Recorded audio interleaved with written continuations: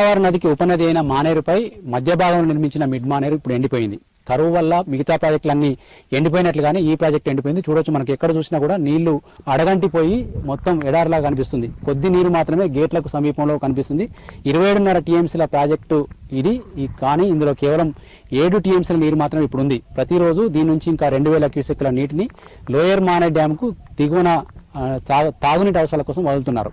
అయితే ఈ ప్రాజెక్టు ఎండిపోవడంతో ఈ ప్రాజెక్టు మొన్నటిదాకా జలగర్భంలో దాచుకున్న అనేక గ్రామాలు బయటకు వచ్చేసినాయి.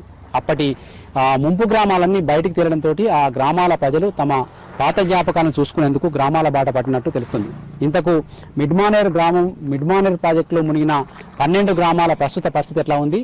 ఆ గ్రామాల్లో ప్రజలు ఏమనుకుంటున్నారు? ఈ ప్రాజెక్టు కోసం సర్వం త్యాగం చేసిన ప్రజలకు న్యాయం జరిగిందా? వాళ్ళు ఇప్పుడేం కోరుకుంటున్నారు? ఈ గ్రౌండ్ రిపోర్ట్ ద్వారా చూద్దాం.